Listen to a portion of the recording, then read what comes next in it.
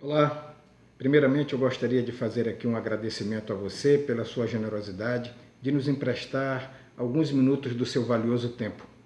E hoje eu trouxe aqui para a nossa reflexão um tema bastante instigante chamado de a quarta teoria política. É instigante e ao mesmo tempo quase que desconhecido, porque tem pouca divulgação. A quarta teoria política é uma teoria política fundada por um cientista social, professor russo chamado Alexander Dugin. Mas para que a gente possa discorrer sobre a quarta teoria política, eu gostaria que você me permitisse fazer uma breve regressão na história para que nós possamos entender o cenário político em que essa teoria foi gestada. Nós vamos voltar aqui ao período da Guerra Fria. A Guerra Fria foi um período que durou praticamente 40 anos, em que o mundo esteve bipolarizado entre duas superpotências, os Estados Unidos comandando o capitalismo e a União Soviética comandando o socialismo. Então, essa guerra ideológica que durou aí praticamente 40 anos, ela contrapôs essas duas superpotências, que não chegaram a travar uma guerra de fato entre si. A guerra ela foi travada mais no campo da ideologia, mas decididamente esse não foi um período de paz na humanidade. Várias guerras pipocaram por todos os recantos do mundo e sempre um dos lados tinha um apoio de uma das grandes superpotências. Chegado ao final da Guerra Fria, o que nós vamos ver é a vitória indubitável dos Estados Unidos e a afirmação hegemônica desse país com o espraiamento por todo o mundo do sistema liberal. Nessa época surgiu a famosa tese do fim da história, elaborada por um japonês americanizado chamado Francis Fukuyama, em que ele afirma no âmago desta tese de que, doravante, nenhuma outra ideologia teria força suficiente para combater o liberalismo no mundo. Aí nós vamos ver a União Soviética se transformando em comunidade dos estados independentes, a Rússia, o maior país da União Soviética, completamente depauperado, o neoliberalismo entrando com força, com vigor total na Rússia, causando um cenário de terra arrasada, muito parecido com o que acontece atualmente aqui no Brasil.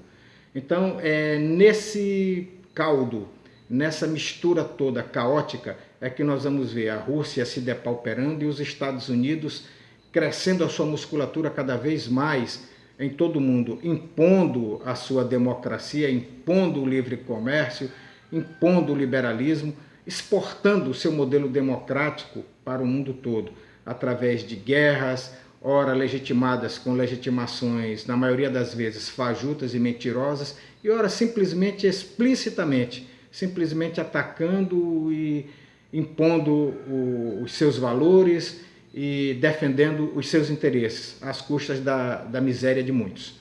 Então, é nesse cenário de caos que nós vamos ver um soerguimento lento e o ressurgimento da Rússia nesse cenário, e também o aparecimento da China como a grande potência do século XXI. Não tenham dúvidas que o século XXI será um século eminentemente chinês, assim como o século XX foi um século americano.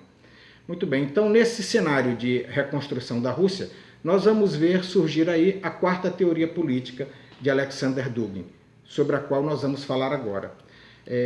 Dugin funda a quarta teoria política apresentando um modelo que venha suplantar os modelos já existentes. E quais são os modelos já existentes?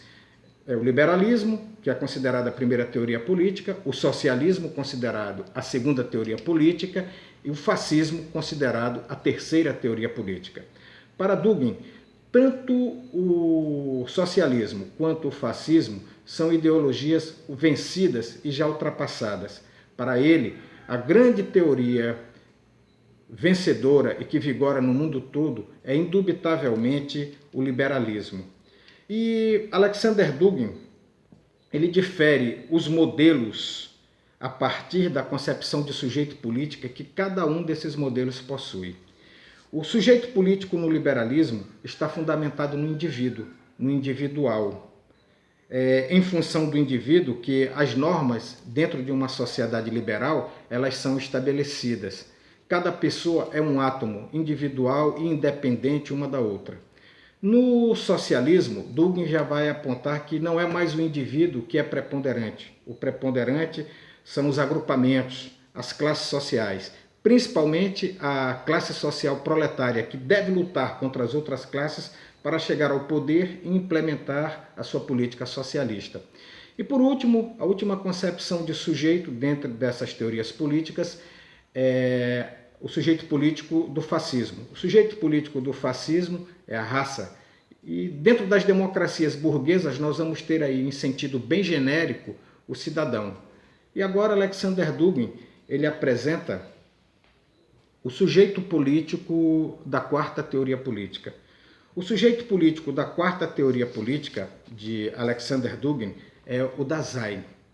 O Dasein é um termo filosófico presente na filosofia existencialista do filósofo alemão Martin Heidegger. É um conceito existencial, metafísico do homem, onde ele define o homem como um ser não isolado dos outros homens, não como um ser fechado e independente. Segundo essa filosofia, segundo Dasein, o ser humano ele é um vir a ser, o ser humano é um devir, o ser humano é um projeto inacabado. E ele não está separado nem das pessoas e muito menos das coisas. Para ele, Martin Heidegger, o homem, todos nós, nascemos já determinados com certas características que nos definem e que nos ultrapassam, e que nos definem aquilo que nós somos. Essas características elas estão inseridas na genética, na religião, na cultura, na nacionalidade, na tradição familiar e no contexto político e social em que nós vivemos. Desculpem aí o barulho, tem um sujeito trabalhando aí, mas nós vamos continuar aqui com o nosso vídeo. Muito bem.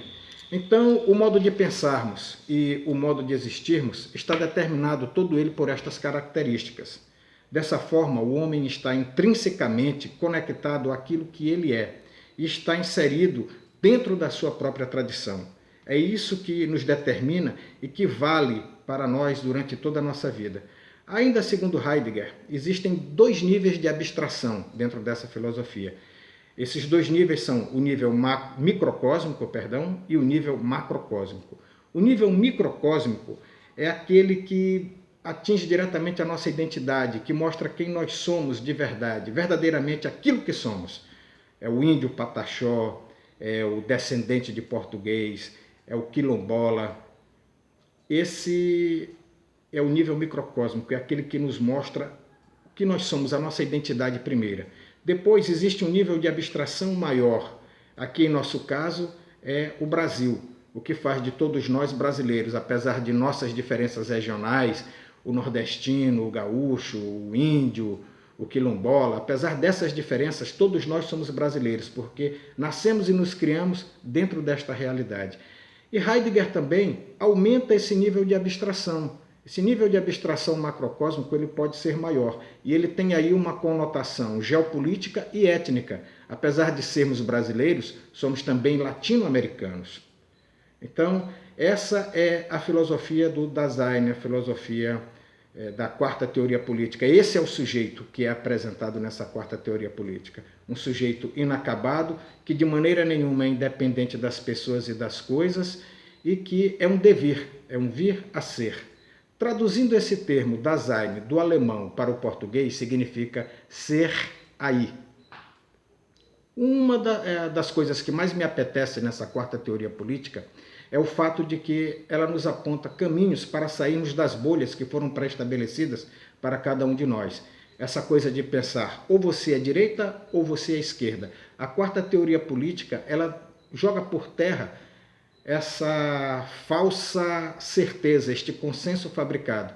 E ela mostra que, na verdade, nós temos que ser nacionalistas. A quarta teoria política ela é conservadora, ela é, por essência, antiliberal, ela é antiglobalista e ela advoga a existência de vários polos de poder no mundo para que haja estabilidade no mundo. Ou seja, ela não defende de maneira nenhuma essa questão de hegemonia.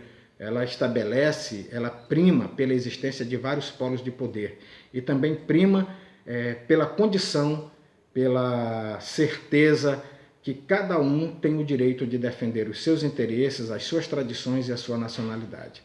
Bom, eu espero ter sido o máximo possível didático e ter usado uma linguagem fácil e acessível. quero mais uma vez agradecê-los por estarem aqui prestigiando o nosso canal e agradecer também pelos comentários que vocês fazem. Esses comentários são sempre muito úteis, eu respondo a todos eles e eles me ajudam bastante. Aqui nesse canal nós temos uma via de mão dupla, nós nos educamos mutuamente e é através desse debate, através de temas relevantes, que todos nós crescemos um pouco mais como seres humanos e abandonamos as bolhas artificiais que são criadas para nos prender e nos enredar. Mais uma vez, muito obrigado. Eu estou muito feliz com a presença de todos vocês aqui. Tchau, até o próximo. A gente se vê a qualquer momento.